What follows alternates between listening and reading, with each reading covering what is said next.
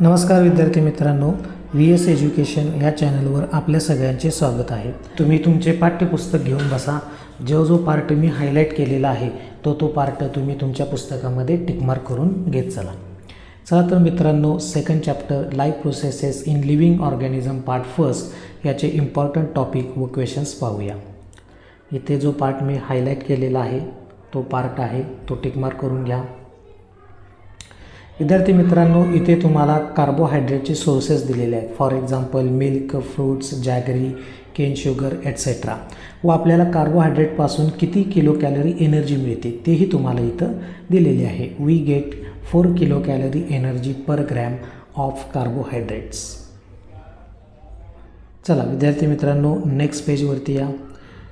Next पेजवरती आल्यानंतर ही जी तुम्हाला डायग्रॅम दिलेली आहे ही व्हेरी इम्पॉर्टंट डायग्रॅम आहे। तुम्हाला ही डायग्रॅम एक्झाममध्ये विचारली जाते, शालेय एक्झाममध्ये किंवा बोर्ड एक्झाममध्ये ही डायग्रॅम विचारली जाईल। ग्लायकोलायसिसमध्ये काही इम्पॉर्टंट पार्ट हायलाइट केलेला आहे, तो तुम्ही टिक मार्क करून घ्या। पेज नंबर 14 वरती ही एक डायग्रॅम आहे। ही डायग्रॅम व्हेरी इम्पॉर्टंट आहे। या डायग्रॅमवरून क्वेश्चन तुम्हाला परीक्षेमध्ये विचारले जातात। नेक्स्ट ATP बद्दल तुम्हाला माहिती विचारली जाते। ATPचा इम्पॉर्टंट पार्ट मी हायलाइट केलेला आहे, तो तुम्ही तुमच्या पुस्तकामध्ये टिक मार्क करून घ्या। पेज नंबर 15 वरती 2 फ्लोचार्ट दिलेले आहेत। ते दोन्हीही फ्लोचार्ट एक्झामच्या दृष्टीने इम्पॉर्टंट आहेत। बोर्ड परीक्षा असो किंवा तुमची शालेय परीक्षा असो, त्या परीक्षेमध्ये हे दोन्हीही चार्ट तुम्हाला परीक्षेमध्ये विचारले जाऊ शकतात। पेज नंबर 16 वरती आल्यानंतर प्रोटीन्सबद्दल इन्फॉर्मेशन दिलेली आहे। त्यातील महत्त्वाचा पार्ट मी हायलाइट केलेला आहे, तो तुम्ही टिक मार्क करून घ्या। विद्यार्थी मित्रांनो, यामध्ये लक्षात ठेवा प्रोटीनपासून आपल्याला 4 किलो कॅलरी एनर्जी मिळते। तर अमिनो ॲसिडचा जो चार्ट आहे तोही चार्ट एक्झामच्या दृष्टीने इम्पॉर्टंट आहे। बोर्ड एक्झाममध्ये हा चार्ट विचारलेला आहे।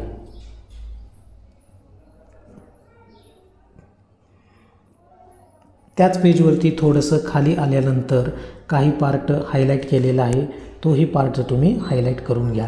फर्स्ट हायलाइट पार्टमध्ये लिपिडची डेफिनेशन दिलेली आहे व सेकंड हायलाइट पार्टमध्ये लिपिडपासून आपल्याला किती एनर्जी मिळते ती एनर्जी दिलेली आहे। विद्यार्थी मित्रांनो, लक्षात ठेवा लिपिड्सपासून आपल्याला 9 किलो कॅलरी एवढी एनर्जी मिळते। विद्यार्थी मित्रांनो, व्हिडिओ लक्षपूर्वक पहा, अजिबात व्हिडिओ स्किप करू नका। विद्यार्थी मित्रांनो, नेक्स्ट पेजवरती आल्यानंतर तुम्हाला विटॅमिन्सबद्दल माहिती दिलेली आहे, तो पार्ट मी हायलाइट केलेला आहे। व्हेरी IMP क्वेश्चन आहे। शालेय परीक्षामध्ये किंवा बोर्ड एक्झाममध्ये बऱ्याच वेळा विटॅमिन्सबद्दल माहिती विचारलेली आहे, तर याचा अभ्यास चांगला करून ठेवा।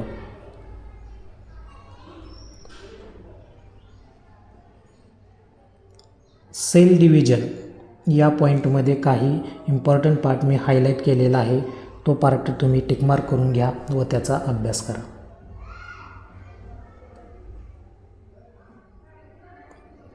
नेक्स्ट पेजवरती आल्यानंतर क्रोमोझोमची डायग्रॅम व त्याला लेबल करणे हे अतिशय इम्पॉर्टंट आहे। बोर्ड एक्झाममध्ये बऱ्याच वेळा हा क्वेश्चन विचारलेला आहे।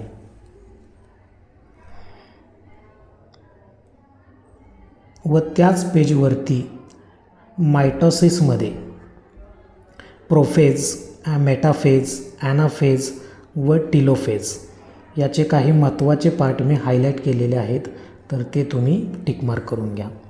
Prophase, metaphase, anaphase.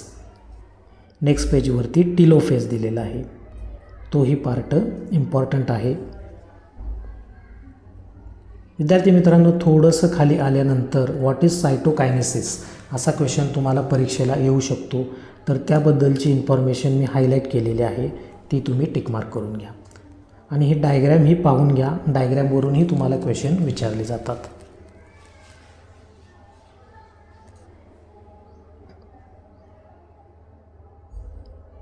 चला मित्रांनो, आता आपण पाहूया एक्सरसाइजवरचे क्वेश्चन। तर विद्यार्थी मित्रांनो, एक्सरसाइजमध्ये फर्स्ट क्वेश्चन व्हेरी इम्पॉर्टंट। या क्वेश्चनवरून तुम्हाला MCQ विचारले जातात। त्यानंतर सेकंड क्वेश्चन हे अतिशय इम्पॉर्टंट आहे. राईट डेफिनेशन्स, त्या डेफिनेशन्स तुम्ही पाठ करून ठेवा. डिस्टिंग्विश बिटवीनमध्ये म्हणजे थर्ड क्वेश्चन, यामध्ये b difference between mitosis and meiosis आणि c difference between aerobic and anaerobic respiration हा इम्पॉर्टंट पार्ट आहे, एक्झामला येऊ शकतो. विद्यार्थी मित्रांनो, या चॅप्टरमधले गिव रिझन्स अतिशय इम्पॉर्टंट आहेत.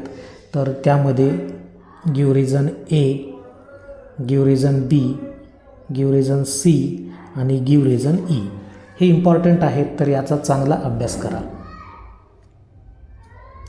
चला पुढे जाऊया विद्यार्थी मित्रांनो. पुढचा जो इम्पॉर्टंट क्वेश्चन आहे तो आहे क्वेश्चन नंबर 5.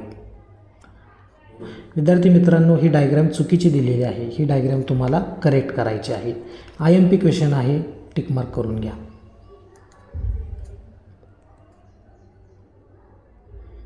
विद्यार्थी मित्रांनो, अशा प्रकारे आपण तुमच्या इयत्ता 10वीच्या सायन्स 2 या पुस्तकातील second chapter life processes in living organism part first या चॅप्टरचे इम्पॉर्टंट क्वेश्चन आणि टॉपिक्स आपण बघितलेले आहेत. तर या टॉपिकचा आणि या क्वेश्चनच्या ॲन्सरचा अभ्यास व्यवस्थितपणे करा. विद्यार्थी मित्रांनो, व्हिडिओ कसा वाटला कमेंटमध्ये नक्की सांगा. व्हिडिओ आवडल्यास व्हिडिओला लाईक करा, व्हिडिओ शेअर करा व आपला चॅनल सबस्क्राईब करून ठेवा. कारण विद्यार्थी मित्रांनो, आपण प्रत्येक विषयाचे चॅप्टर वाईज इम्पॉर्टंट टॉपिक्स व क्वेश्चन या चॅनलवर देणार आहे. त्यामुळे आपला चॅनल सबस्क्राईब करून ठेवा व बेल आयकॉन ऑन करून ठेवा की जेणेकरून नवीन व्हिडिओ चॅनलवरती अपलोड झाल्यास तुम्हाला लगेच नोटिफिकेशन मिळेल.